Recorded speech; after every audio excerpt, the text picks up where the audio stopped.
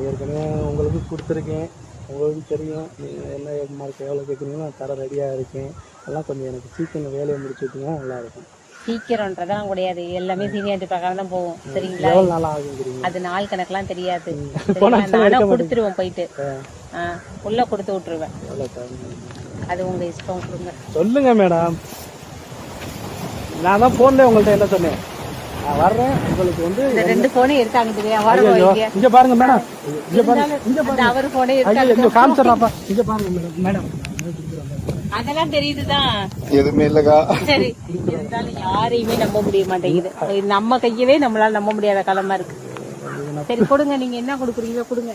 என்னன்னு சொல்லுங்க madam. Madam கொடுங்க, எவ்வளவு கொடுக்குறீங்களோ கொடுங்க. 1000க்குலாம் 10 பத்தாது. ஏதாவது பண்ணுங்க மேடம், முடிச்சு விட்டீங்கன்னா கொடுங்க. 1000 வேணா பத்தாது, ஒரு 2 ரூபாய்க்கு சேர்த்து கொடுங்க. நீங்க முடிச்சு விட்டு எனக்கு கால் பண்ணனால எனக்கு ஜிபேல போட்டு வரனால சொல்றேன். எனக்கு ஜிபே கிடையாது, செக் பண்ணி பாத்தீங்களா? அந்த பையனுக்கு ஒன்றும் கிடையாது. இல்லதான் வீட்டுல வேற யாராவது நம்பர் கொடுங்க. வேண்டாம். இப்போதைக்கு இருக்கிறத கையில கொடுத்துட்டு வாப்பங்க. இதே நான் வச்சு கொடுக்க, நான் வைக்கிறது கிடையாது. போய் அங்க கொடுக்கறதா. ஜிபே வச்சுட்டு நான் யாருக்கு மாத்துறது?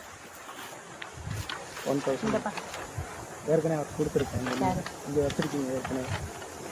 சரி அப்பாட்ட கொடுத்துருக்கேன். ஒரு பைசா லஞ்சம் இல்ல, ஒரு பைசா ஊழல் இல்ல. தம்பி, ஒரு மனுஷன் போய் பேசலாம், ஆனா ஏக்கர் கணக்கில் எல்லாம் பேசக்கூடாது.